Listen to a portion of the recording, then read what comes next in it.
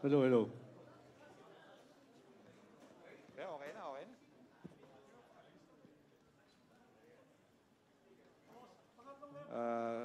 Good afternoon, our friends from media. We're gathered here today with our House leaders for some important announcements. We'll now open the floor for questions. Kindly identify yourself Ryan. and the media. Yes, sir. Before we open it for questions, we'd like to request Senior Deputy speak for the House Reso. Ha? Oh, sige. Saan na ba yan? Ito. House Reso yan. Final na eh. House Reso.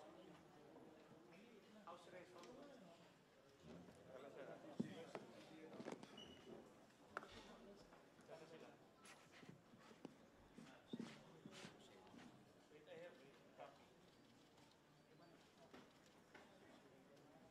Sige, we'll start already. We're waiting for the copy of the House Reso.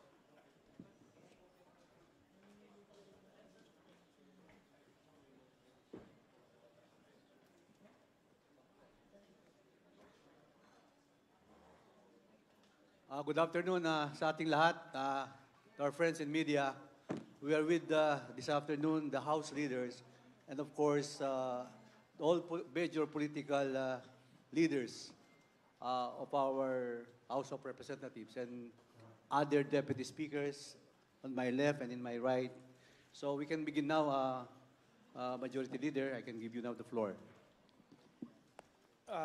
Good afternoon, everyone. This afternoon, the House of Representatives is in receipt of a House resolution. This is introduced by Representatives Ferdinand Martin G. Romualdez, Aurelio Dong Gonzales Jr., Roberto V. Puno, Camille Villar, Christine Singson Mihan, Raymond Democrito Mendoza, Representative Vincent Duke Frasco, Representative Yasser Alonto Balindong, Representative Antonio Tonipet Albano, Representative David J.J. Suarez,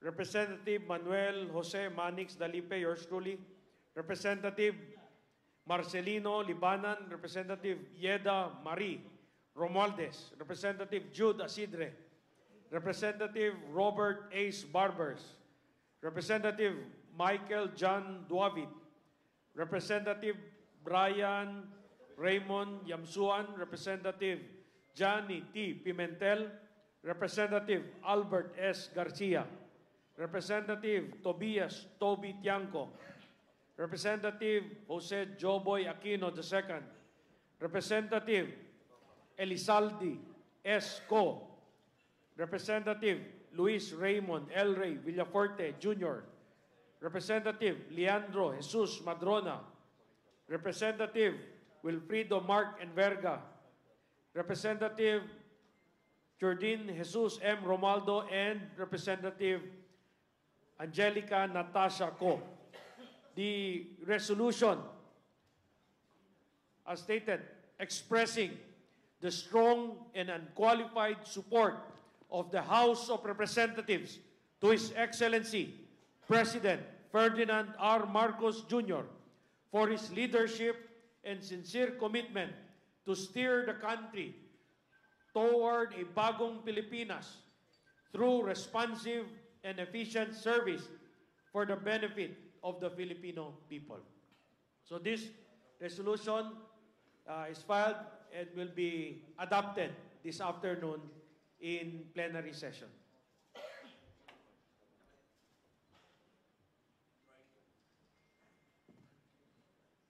Okay, first question from Big Semintap of Net25.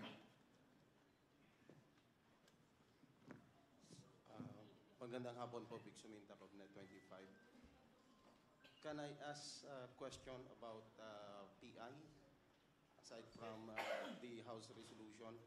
So, ano po ang reaksyon ng leadership ng House of Representatives now that the COMELEC, nag-decide sila kanina, nag-press con si Chairman George Garcia na indefinitely ay pinopospon po nila lahat ng procedure sa pagtanggap ng perma regarding the People's Initiative. Well, we welcome that move from the Commission on Election. Anyway,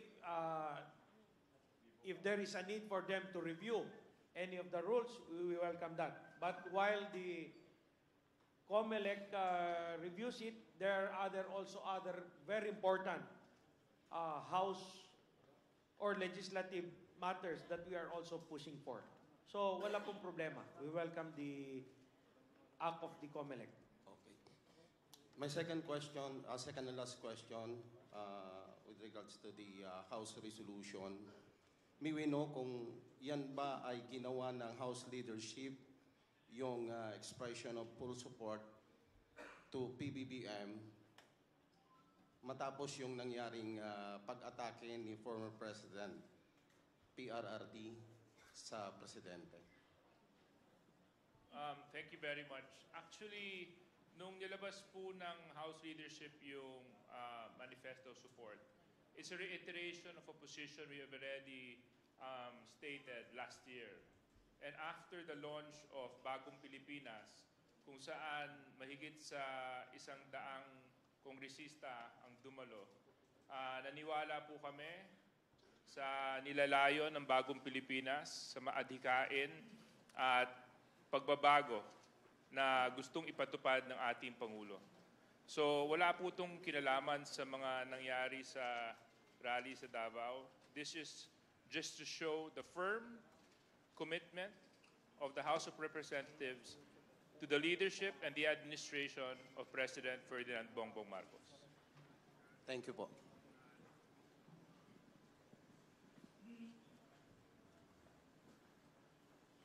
Anyone? Billy Vega sa Politico, and Abante. Magandang hapon po. Sir, tatanong ko lang po, ano po ba yung stand ng majority do sa People's Initiative? We, as far as the House of Representatives is concerned, it is not secret that the House of Representatives ever since had been advocating that there is a need to update that 37-year-old Constitution. Hindi po first time na pinag-uusapan yan. Even in previous Congresses, 18th Congress, 17th Congress, even in the past, there had always been that move to update that Constitution. So everyone is in agreement na kailangan talaga i-update. Now, in the 19th Congress, we had been advocating for that. In fact, we filed RBH 6. Kung ang Senado may RBH 6, kami may RBH 6 rin. We filed the RBH 6 last year, March of last year, wherein 302 members of the House are authors. 302 po. With 302 votes, 302 congressmen passed that RBH 6. At it has been transmitted to the Senate. Ang tanong nga namin nasaan na ba? Nag-hearing na ba yung Senate tungkol sa RBH 6, which seeks to update the economic provisions of the Constitution through Constitutional Convention. Con-con po yun. So, if you ask now, what is our stand regarding People's Initiative? Well, we'll support it. Kasi hindi naman po sikreto na gusto talaga namin amendahan ang Constitution. Even the Senate filed their RBH 6, authored by the Senate President and 2 other senators. So we are all in agreement. Lahat po kami, sa ngayon, we are all in agreement that we have to update that 37-year-old Constitution. So if we ask us now, are we supportive of the People's Initiative? Why not? We have proposed to amend it, con-con, last year, March last year. I repeat, 302 congressmen authored it, passed it, RBH 6. We transmitted RBH 6 to the Senate. Ano po yung mode nun? Constitutional Convention, con-con. In the same manner, the Senate also filed their RBH 6, yung sa kanila CONAS, Constituent Assembly, also to amend the economic provision. So we're not, I think there is no argument now that from the Senate to the House, we all, I think, have the same mind and same track of school of thought that we have to amend the economic provisions of that update that 37-year-old Constitution. With the permission of the Majority Leader, maybe it's best also that we hear from the Chairman of the Committee on Constitutional Amendments. Yes. July, we approved resolution of both houses, number 6. As stated already, 302 signatures and votes against 7 against the measure calling for a constitutional convention to tackle economic provisions. In spite of that, then it was sent to the Senate. Senator Padilla, the chairman of the Constitutional Committee and Revision of Laws in the Senate, held one hearing. First, they invited me, and then the next day, before the hearing, I was disinvited regarding resolution both houses. Meaning, they do not want to really act on what overwhelmingly was approved by the House of Representatives. And so, what happened here is that, there are many sectors who want to have this change. We have business group, Foundation for Economic Freedom, even the PCCI, even the MAP in our hearing said that it's really a felt need of our country because according to these organizations, in the ASEAN country, FDIs, foreign direct investments, the Philippines is now number 8 among 10 members. Vietnam, 6 years ago, has overtaken the Philippines in FDIs. 2 years ago, Cambodia has overtaken us. We are only ahead, according to these business organizations, we are ahead of Laos and Myanmar. So they were very much in favor. The same is true with 2 big organizations. PIRMA, People's Initiative for Reform, Modernization, and Action, which has been doing this advocacy to change for the past 10 years. And the core movement, which has been doing this for the past 7 years, especially during the Duterte administration. They have wanted to already have charter change. So when it came out that there is no action of the Senate that about our overwhelming resolution to call for a constitutional convention for changes in the economic provisions. Well, I am chairman and they have been with me for some time. They came to us and said, paano naman ito, Chair? What we have been discussing, what we have been hearing, nothing is happening in the Senate. So we intend, according to these organizations, we intend to already go to people's initiative. And I said, I am for change. They do not want to act on our House resolution. Then I personally will support you and I'd like you to see the leadership. That is where these organizations got the support of Congress because it has been our advocacy since the 8th Congress. Let me now run through you. 36 years already of constitutional change bills and resolutions. How many were filed since 1988-89, after the 87 Constitution? A total of 358 charter change measures have been filed with the House from the 8th Congress to the present 19th Congress. To make it short, because mahaba itong it is my record in the committee as chairman.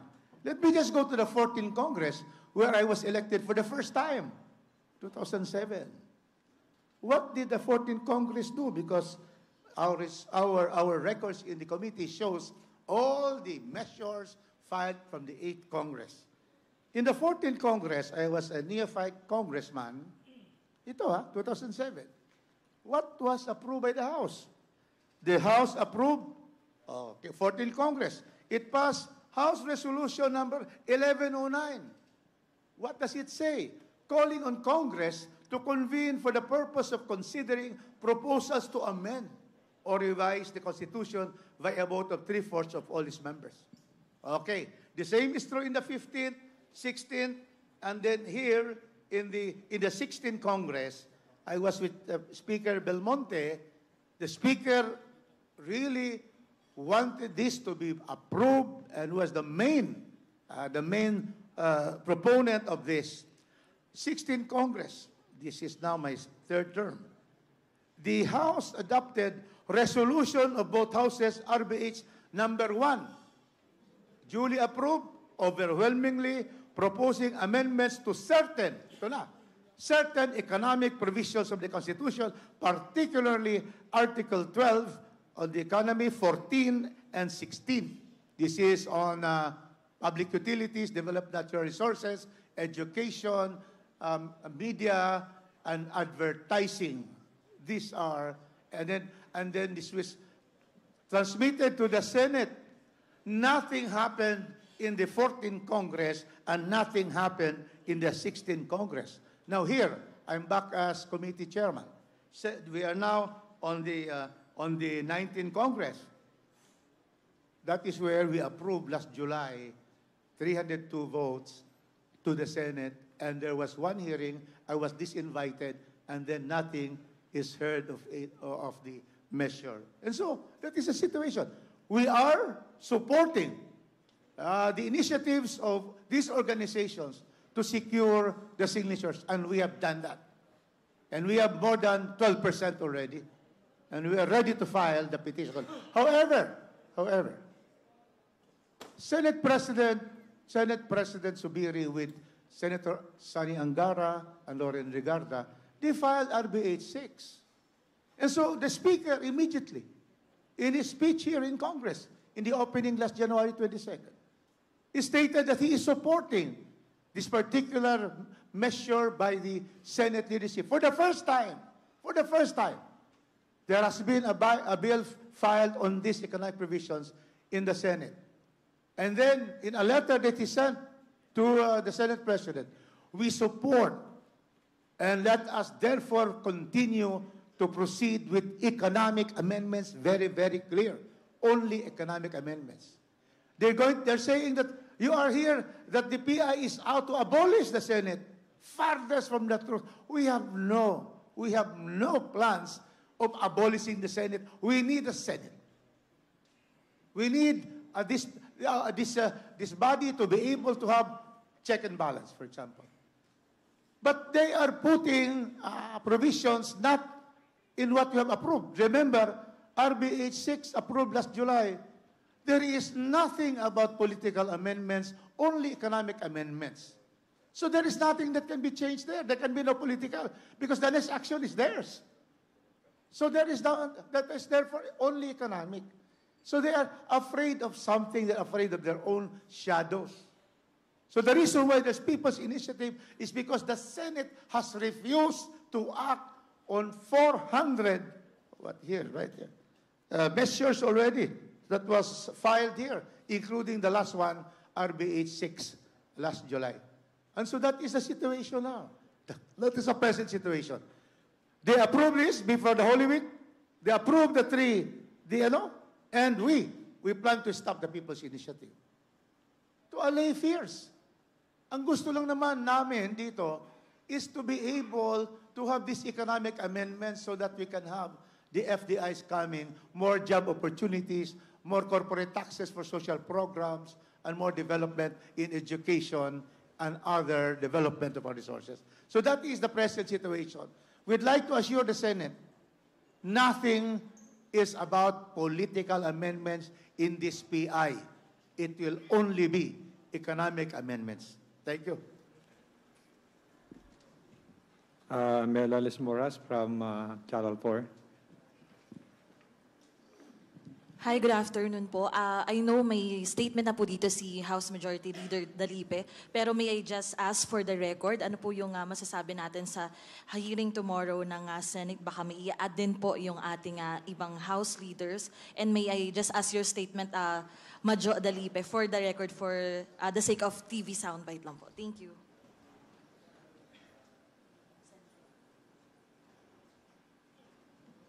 Yes, we already issued that statement. Wala naman pong problema.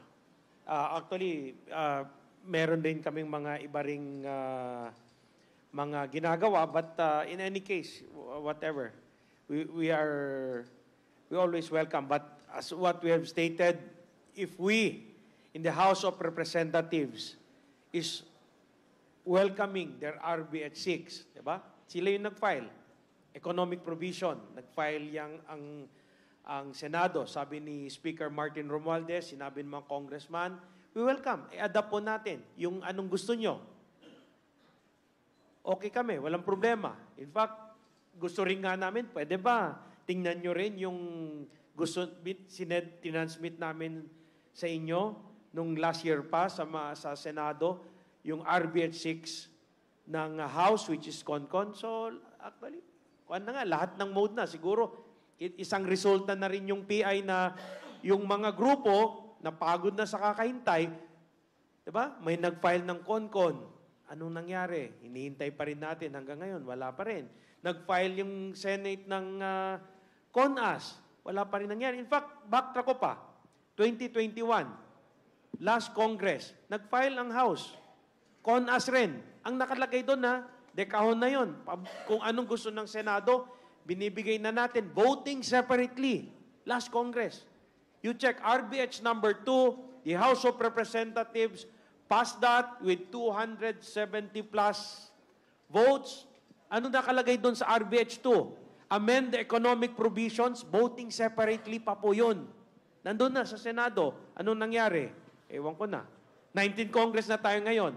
Pareho na kami. CONCON gusto namin, gusto nila CONAS. Siguro, sabi ni Chairman Rufus Rodriguez, may mga grupo dyan. Nagpapirma na lang kasi baka wala pa ring mangyayari. Na lahat tayo, in agreement, whether the Senate, the House, there is really a need to update the 37-year-old Constitution. Kailangan na natin i-update yon. Kung hindi mahuhuli ang Pilipinas. I think in addition with the RBH 6, some senator, our friends in the Senate, nasabi nila na they will tackle RBH 6 if they will stop the PI. Actually, hindi po kami ang nagpapa-stop ng PI. And now, there is a development that the COMELEC suspends accepting the signature. So wala na po sigurong masasabi. Sabi ni Speaker Martin, we will embrace resolution both houses number 6. We will adopt in the House of Representatives. So kami po, palagay namin, i-hear na nila yan, ididiretso na nila yung RBH 6 para po patapos na. And our speaker wrote a letter to SP Migs para dun sa RBH 6. So wala po akong nakikita bakit hindi po nila ituloy yung hearing sa RBH 6. Salamat po.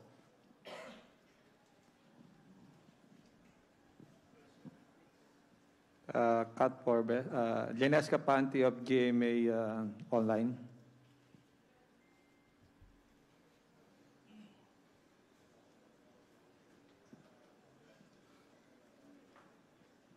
Good afternoon po, sirs and ma'ams.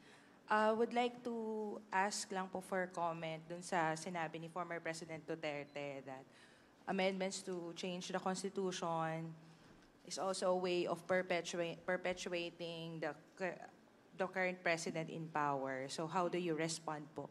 As we are all well aware, some of you are, used to be allies of the former president. So how do you comment on that? How do you respond? Klarong-klaro po sa pinail namin, economic provision. Kasi you cannot do something na hindi parte dun eh. We filed it eh.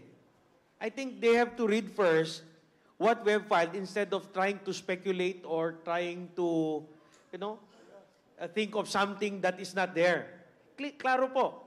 We transmitted it to the Senate. We asked everyone. We asked everybody who has a different thought of this, can they read what we have filed? Wala pong nagsasabi na political doon, economic. Ever since last Congress, economic. So, we even do not know if this is just a strategy to stonewall again a very important need to update an constitution, a old constitution. Kasi ganun nangyayari, yun ang feeling nga ng lahat. May magsustonewall na naman, haharangin na naman, lahat tayo, alam naman na lahat, kailangan na natin i-update yung constitution natin. At in each and every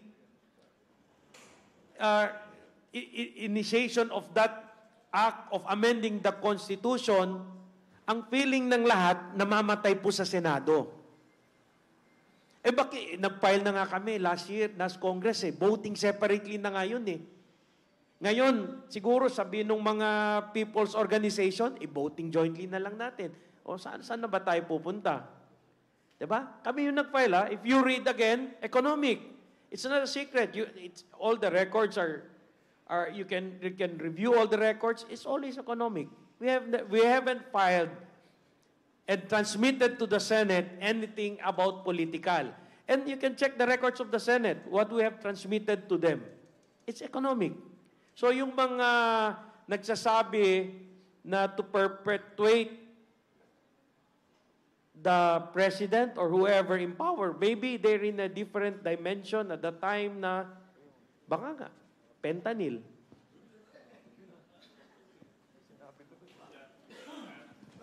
Thank you, sir. In addition to what the majority leader has mentioned, let's rewind administrations a bit. Let's not forget that in the previous administrations, there were two concrete attempts to amend the Constitution. One was to convert the Philippine political system into a federal form of government. And another one, on the latter part, was a move done by Congress, again, addressed to the Senate. Ito pong ginagawa natin ngayon sa 19th Congress, kami na nga po nagsasabi na economic provisions lang ang pag-usapan natin. Wala po kami pinag-uusapan political dito. Kung merong usapin political na babaguhin, nangyari po yun nung nakaraang administrasyon. Dahil nung nakaraan, gusto nga gawin nila, i-federal form of system ang ating bansa. Dito, we've been consistent since last year with the resolutions that we transmitted to the Senate, economic provisions. We reiterated this position again, economic provisions. Now I think it's time for the Senate to act and to work on the economic provisions. Dahil sa totoo lang, wala na po talaga kaming nakikitang dahilan. At ayaw naman natin sabihin na sila nagiging hadlang sa kaunlaran at pagbabago na ninanais ng ating administrasyon. Thank you, sir. Thank you po. Next question from Kat Forbes of Radyo Pilipinas. Sirs, medyo paling lang po ako ng kaunti, pero related pa rin po sa Chacha. Meron pa po tayong tatlo na pending LEDAC and SONA bills po, kung sakali pong maipasa ng Senado yung RBH 6, kakayanin din po ba ng Kamara na tapusin po yun bago po mag-session break po by March? Alin po yung tatapusin? Yung sa LEDAC and SONA bills po, kakayanin po bang maisabay tapusin kasama po yung RBH 6 kung sakali pong aksyonan na po ng Senate? Dito po ako as majority leader, I am really thankful to all the House leaders. Nandito po yung mga political leaders of all political parties. The House of Representatives is 6 months advance in passing all the LEDAC, even SONA priority measures. At tapos na po kami. Pati po yung mga sinadjust na ipasok sa LEDAC para maging priority na suggestion po ng Senate, pinasa po namin. We are always supportive. The House of Representatives is always supportive for any legislative measure which will help our country.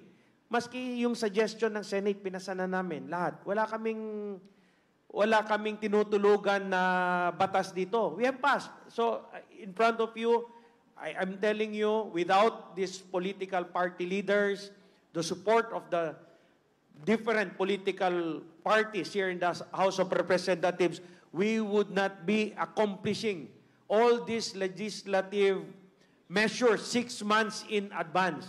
So kung ang tanong, kaya ba namin tapusin pa kung anong dadagdag ng Senate sa LEDAC? Kaya. You know, we are one united. We are all in agreement that we have to support the legislative priority measures that President Bongbong Marcos wants us to pass to help this country. So the House of Representatives is not remiss. Again, we are 6 months in advance of the deadline. So napasa po namin yan. Kung meron pa idadagdag, wala po. Masisipag po yung mga congressman. Every day, makikita nyo po yung mga committee chairman namin nagtatrabaho. So wala po. Anything, we welcome. If there are any additional legislative priorities that the President, the senators, whoever wants that we include in the LEDAC, na kailangan ipasa, tatrabahuin po namin. And we'll make sure that in the 19th Congress, it gets passed. Gusto ko lang ulitin yung sinabi ni Speaker. Wala po tayong back subject dito sa House of Representatives. Humingi po silang additional 6 months extension. So, nakikiusap po kami sa mga kasama namin sa Senado kung pwede magtrabaho na po tayo. Ano? Yan po, na-suspend na po yung pag-accept ng mga signatures. I think we can tackle all the pending priority measures, the SONA and the LEDAC measures of the President. Yun lang po. Next question from ABS-CBN's RG Cruz. Good afternoon po, sir. To Majo or anybody from the House leaders, how would you, what path forward do you see? Kasi halata po na may trust issues ang Senate sa House. So how do you think can those trust issues be overcome? Mr. Majo. Yes, I'm Jack Duavin from the Nationalist People's Coalition. Basically, we'd just like to say this. Sa lahat po ng partido sa Pilipinas, ang NPC po ang may pinakamaraming senador. Meron po kaming 5 senador. And there is nothing and nobody that can make us vote on any measure to abolish them and the other senators. Kung titingnan natin ang numero kung anong nasa konstitusyon, tignan nyo na lang po yung porsyento namin. Konti na lang, hindi na sila ma-abolish sigurado. At hindi lang naman kami ang may senador na kasama. So sana yung issue na po na yan, na ma-abolish sila or whatever, isang tabi na. I really don't think it's possible at all. And to add, hindi NPC ilan sila? 6 na 5 senators. Ba't nila abolish? Kami sa Lakas. Ang party chairman ng Lakas is a senator. Ba't namin na-abolish yung party chairman namin sa Lakas, which is Senator Bong Revilla? So I think yung mga nag-iisip na kung ano-ano, let's focus. Ngayon, yung trust issues, open na. Sinabi ni Speaker, we'll adopt your version. Kung ano yung gusto ng Senate, adapt namin. Kung anong economic provision, di ba? Yun naman eh. When we resume, the Speaker made in his speech, in the resumption of the session, we are supportive of RBH 6 of the Senate. Dapat nga, kung ako nga sasabihin, Speaker, dapat sabihan rin natin yung Senate, meron rin tayo sa atin, con-con yun eh. Bakit hindi rin nila simulan yung debates and discussion doon sa Senate regarding our RBH 6 which is con-con, Constitutional Convention. Pero, sa sobrang bait ni Speaker, gusto niya matapos na, basta kasi kailangan talaga eh. Kung umiikot sila sa buong mundo, kailangan, we really have to update our Constitution. We have to open up our economy. Anong sabi ni Speaker Martin Romualdez? Sige, adapt na lang natin kung anong gusto ng Senate. Ngayon, may usapan pa dahil sa PA. Come on, let's not give any reason. Focus tayo. Anong kailangan gawin? Kailangan natin amendahan. We have to update the Constitution. The question really was, how do we move forward, right? With the trust issue.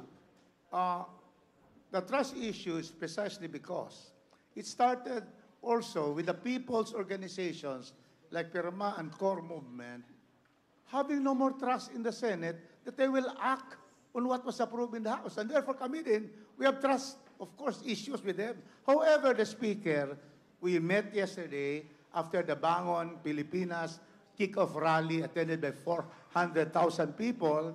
Nag-usap kami. And of course, the Speaker said that he has been in touch with the SP, Subirit, to meet with them, their leadership and the leadership of the House. Ready, mag-host the Speaker for dinner. And if they will meet, then that will be the way to move forward. They can discuss what to do. They have resolution, both houses, number 6, three mandatory provisions for 3 provisions. We have 6, and then they can decide. Because if they are going to really, if the Senate is really, sincere in having the economic provisions, matatapos na yan. So therefore, Speaker Romualdez is again urging the Senate to meet with him and discuss these things. There will be no more constitutional crisis if we have dinners with our leadership, because ang lang naman is economic. And now the COMELEC already will not accept. So hold na talaga. So what is now there is that there are the 2 resolutions of both houses. Let us refine them, let them meet, and let them decide. The people cannot wait. Let us have the economic provisions amendments very much sooner. Thank you. Yeah, just to comment on that whole trust issue, RG, I think it goes both ways. If the Senate thinks that they cannot trust us, we can also push forth the same argument to them. Where's RBH 6 that we passed last year? How come walang activity doon? Ba't hindi kayo nag-act? Wala man lang discussion, wala man lang debates nangyari doon, di ba? Kami nag-aantay. At wag niyo naman isasantabi yung paglagda ng mahigit 300 kongresista. I mean, these are not just co-authors. These are authors of that bill. And we wanted to push forward. How come the Senate did not act?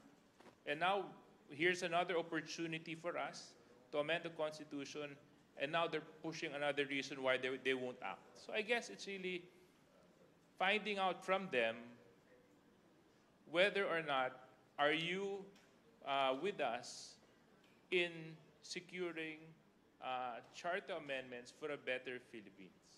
So I think that's the better question that the Senate should ask. And ako naman, personally, we want to move forward. We want to work with them. We want to make sure that there's collaboration between both houses so that no gridlock and deadlocks occur, especially undergoing the legislative process on numerous bills and resolutions that we file. From DCWB, Isa Bendaño.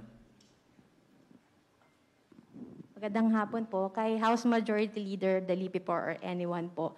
Kamusta po yung moral ngayon ng House of Representatives? Kasi simula po nung nag-start yung People's Initiative, kayo na po yung napaparatangan, kayo na po yung sinisisi, kayo po yung binabanggit na nasa likod nitong PI. So kamusta po kayo, and kamustahin ko na rin po yung buo pa po ba yung suporta nyo talaga kay House Speaker Romualdez? Hindi ba natitibag or hindi ba siya affected nitong mga nangyayari po? Thank you.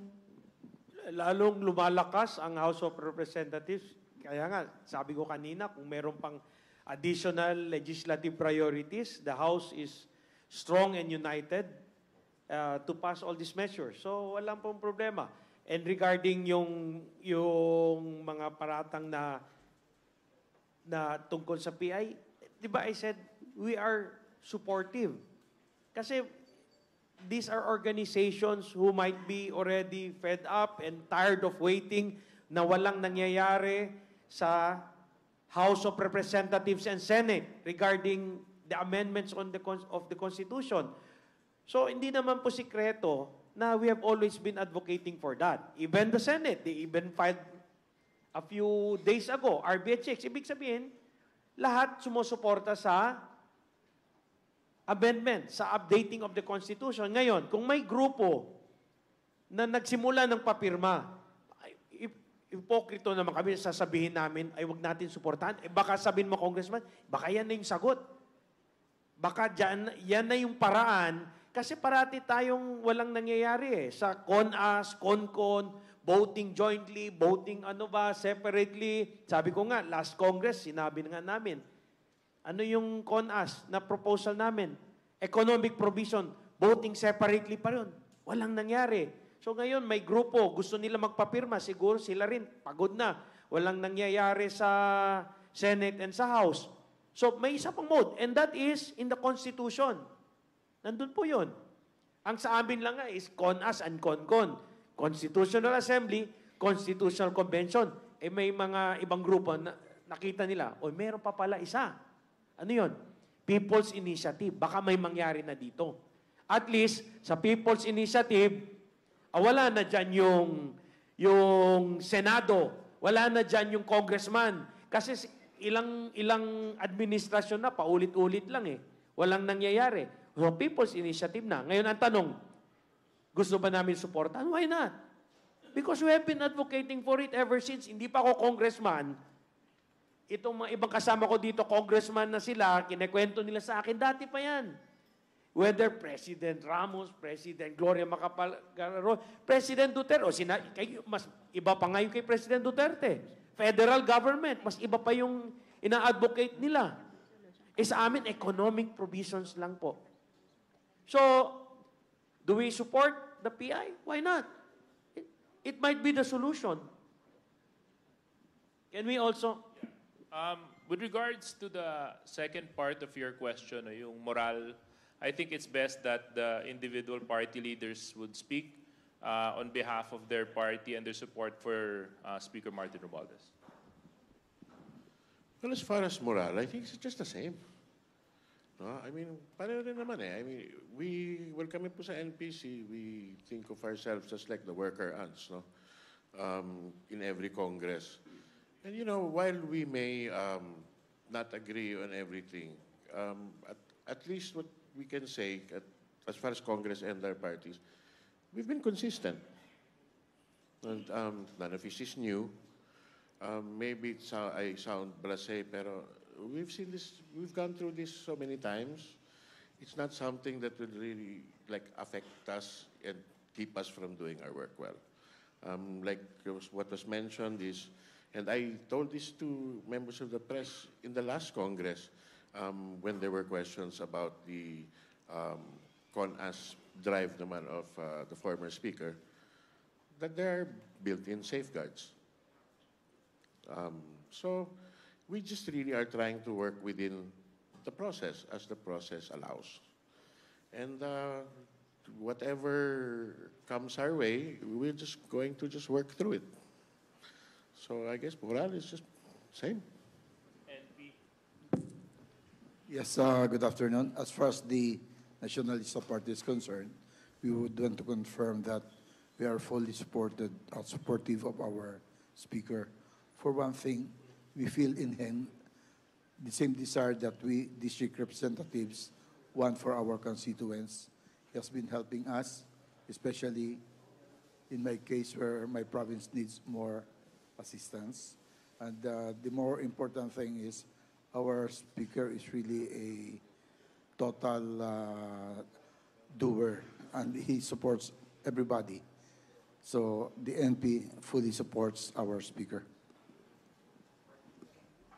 I think it goes the same with all the other party leaders. As for the PCFI, we have been very supportive of the speaker. In fact, we are even more united now, more than ever, and that goes to show that our leader in the House of Representatives is a working leader and is someone who we can trust, and ganun din yung binibigay niya sa amin. No? The relationship is very good.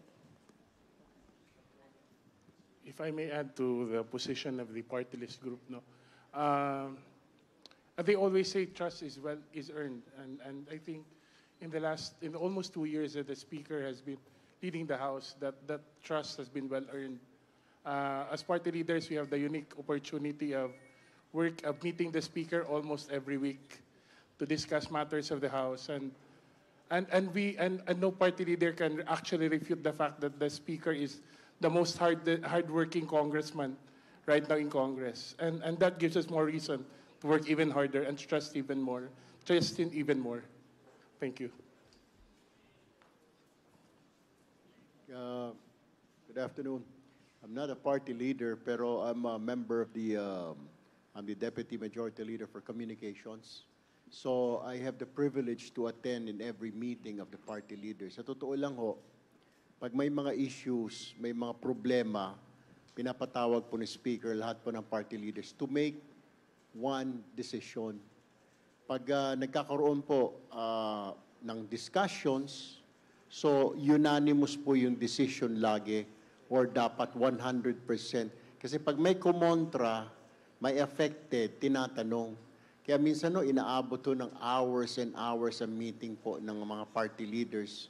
And the Speaker would only adopt yung decision ng mga party leaders. Hindi lang naman ho siya ang nagde-decide hunong, kundi he always consults with the party leaders. Ganun ho yung mga meeting with the party leaders. So, pag ibig sabihin, pag naaprubahan ho, nag-usap-usap, yung party leaders, aprobado po sa lahat po ng party leaders, then ina-adapt po ng Speaker yon, then we bring it to the floor. Ganun lang po yun. So, suportado po at yung decision ng Speaker galing din po sa decision ng party leaders. Okay. The question earlier about the trust issues. Honestly, we don't know where it was coming from. Kasi we were pushing only for economic reforms. And in fact, it is stated clearly dun sa RBH 3, RBH 2 and RBH 6 that the lower house has passed for the last two Congresses. And even last year. So the issue that there is a hidden agenda na merong nagsasabi no election scenario, may nagsasabi na extension of term limits. Saan ho nakalagay yun? Diba? I mean, these people selling this idea are out there to stop the effort to amend the Constitution. And I hope it's not coming from our friends from the Senate, because I am sure that they also want to amend the economic provisions of the Constitution. So dapat tingnan natin yun doon. Ngayon, nanggaling na mismo sa leadership at dun sa ating leader sa mababang kapulungan na nagsasabi na ipasa niyo yung RBH 6 dyan sa Senado at i-adapt natin yan. We will embrace it, as the Speaker would want to say it. We will embrace whatever you pass there. So, whatever they pass there, if it's just economic amendments, therefore, what we will embrace and adopt are also economic amendments. So wala hong pinag-uusapan na political dito. So disabuse your minds and your imagination from these political provisions that you are selling to the people. If you're just out there to stop this effort to amend the Constitution, you're not doing any good to this country. This country needs the immediate economic reforms because we're left behind. Naiwanan na ho tayo ng ating mga kapit bansa sa Asia. So magtulungan ho tayo dito. The Senate and the House must sit down, discuss. We can even debate and argue, but at the end of the day, we must all agree to disagree. So panawagan po namin yan sa ating mga kaibigan sa Senado. Secretary General Diaz, Mian. Yes, as a member representing the National People's Coalition, I just need to say four things. One is our support with the Bagong Pilipinas initiative, and to our President, Bongbong Marcos, that we're still here supporting his leadership.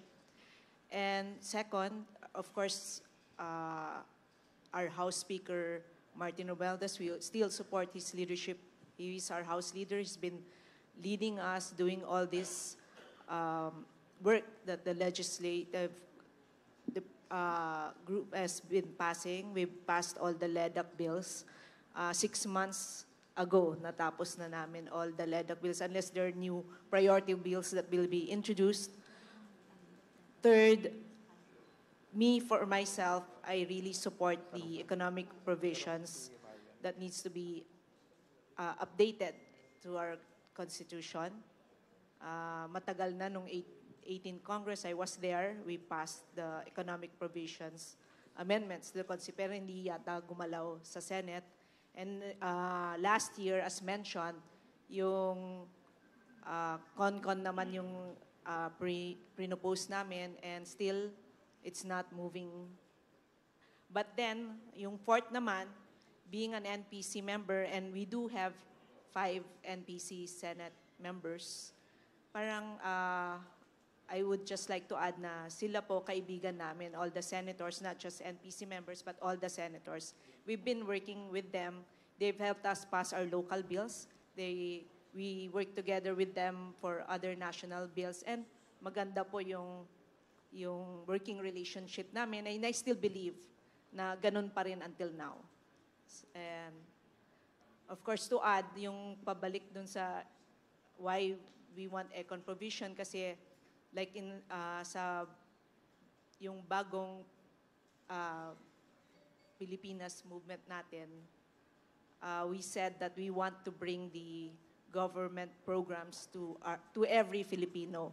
And it's only through these economic provisions na nakikita ko na magagawa natin to. Because when we start bringing in foreign investment na mas malaki pa than what we are getting now, dahil sila magiging confident na sila to invest in our country, lahat yan, domino effect na. And then at the end, the government will be collecting more.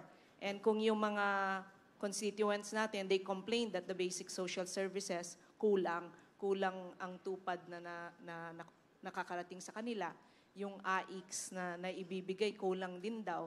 Sa yung mga tulong na pwedeng ibigay sa mga hospitals for those who can't afford hospitalization, kulang din daw.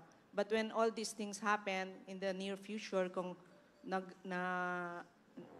na-amend na nga natin yung ating constitution, the economic provisions are in place, lalaki na rin tong pondo kasi na mapupunta sa gobyerno natin, and we'll have plenty to share to our people. Mas magaganda na yung may bibigay natin na social services sa ating mga kababayan.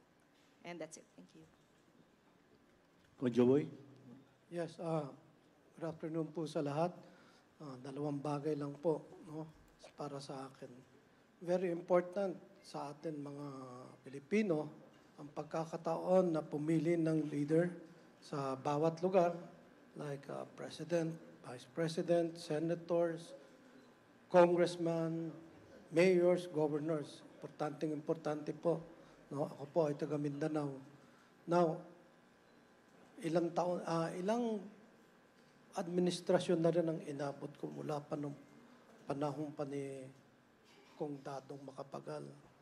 Every administration, no, always part ng agenda is itong investors na gumandang ekonomiya natin, no?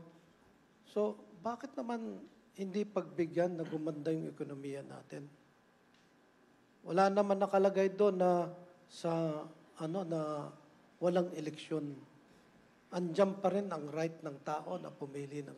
Kung ma-approve tong economic amendment, wala naman sinasabi, tinanggalan ng right yung tao. Kung hindi nyo magustuhan, next year, election na, di wag nyo iboto. Di ba? Para palitan, kung hindi magustuhan ng mga tao, that will be the time na majority of the people will choose kung maganda ba yung ginawang amendment o hindi. No? Sana naman pagbigyan natin, no? Itong Maharlika Bill na dapat expected from both houses will support yung programa ng presidente.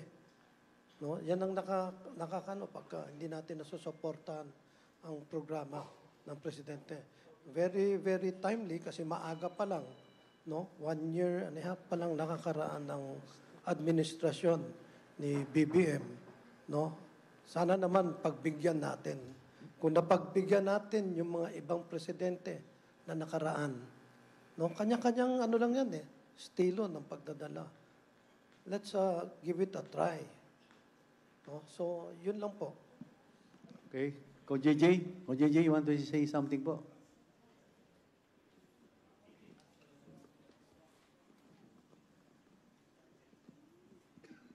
Thank you. Magandang hapon. I've been a congressman in the 11th, 12th, and 13th Congress. Tapos ngayon, nakabalik ako. Since 11th, 12th, 13th Congress, palagi po natin usapan yung charter change. Ngayon, nakabalik po ako sa Kongreso. I've been a governor for 3 terms also. Pinag-usapan din yan namin sa Governor's League. Ang importante lang po, yun lang pong economic provisions. Palagi yun lang tayo, pinagyayabang natin, GDP growth natin 7% lang. At however, Southeast Asian countries, double digit. Grabe sila. So, palagi nakita hirap ang Pilipinas, hirap ang Pilipino. Ito yung pagkakataon na mag-amendahan. Tapos yung trust po, as what Speaker Martin said, pwede naman tayo mag-usap Let's put it black and white. Ano ba talagang gusto? Pag nag-usap na yon, tuloy-tuloy na sana. Sana po matuloy po yon. Kasi kailangan natin umuswag. Kailangan na natin na maganda ang bukas, lalo na sa mga apo namin. Kaya yun ang tinitingnan. Not only today, but for tomorrow, for our country, and for our children's children. Thank you po. Since session is about to begin in 2 minutes, we can only entertain 2 more questions from from Marian Enriquez of TV5 and Joy Cantos of Filipino Star yan. Yes. Sir, ano lang Just pong, be quick. ano lang pong masasabi po ninyo, particularly dito po sa panawagan po ni Davao City Mayor Baste Duterte na magbitiw na po si Pangulong Bongbong Marcos, and one official sinabi po niya dahil hindi nga raw po maayos ni Pangulo yung gusot between Senate and the House. Siguro ako magsasagot at dalawang mic na hawak. First, I think it's totally uncalled for.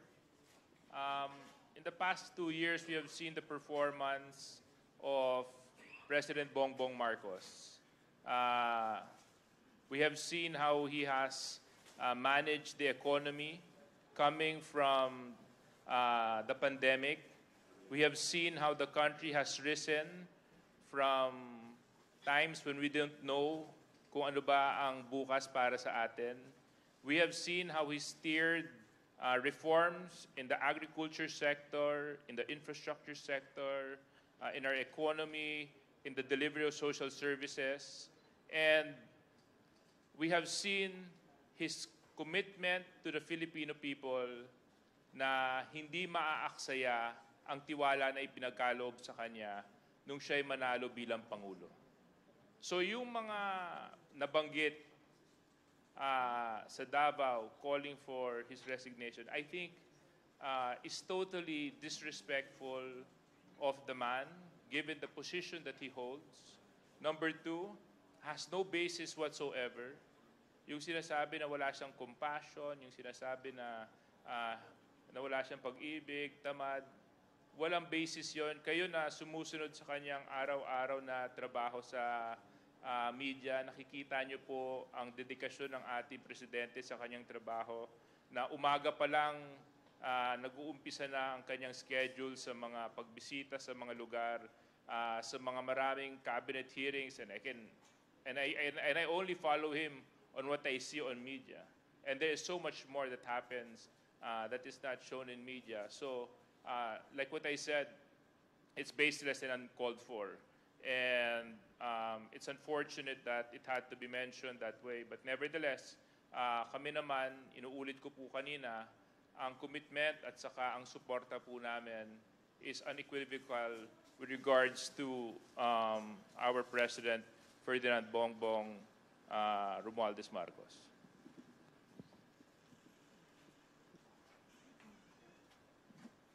Any more reaction from House leaders? Well, I'll just keep this short, no, because we're going to everybody's got has a right to an opinion. Everybody's got a right to express it. I'll just express mine. I disagree. Simple as that. Ako naman, masasabi ko lang po, we have to respect the office of the President. Di ba? Tsaka, nagtataka po kami bakit pinaparesign si President PBM. Wala po tayong basihan. Napakasipag, kamukha nung nasabi ni Deputy Speaker JJ. So, palagay ko, pag yung panawagan, alam nyo na yung kasunod. Di ba? So, salamat po.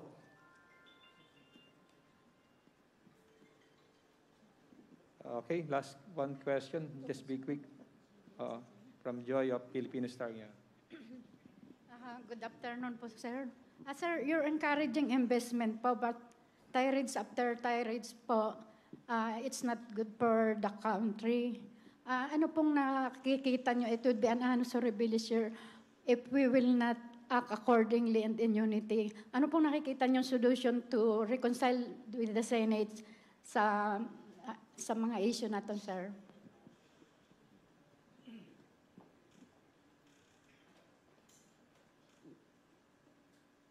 Anyone? Kung JJ. Can we just ask her to please repeat your question? Kasi I didn't get the first part. Sir, kasi po you're encouraging investment, but yet, among our legislators, tirades after tirades, it's too hot as an ember. Ano pong nakikita niyong solution to reconcile with the Senate do sa mga differences niyo with People's Initiative and sa mga Duterte na rin po? Kasi may warning din po si President na it would be a bloody year for the presidency of PBBM.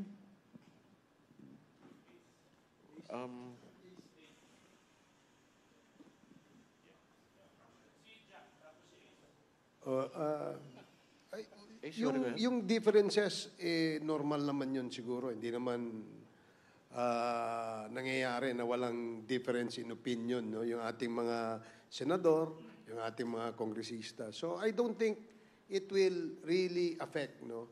Alam naman ng ating administrasyon saan dapat dalhin ang ating ekonomiya, ang ating bansa. So nakatutok naman doon at nakafocus doon. I don't think there will be some hindrances to that. Even if meron tayong ganitong issue on the side. Nasa buhay po ang demokrasya sa Pilipinas.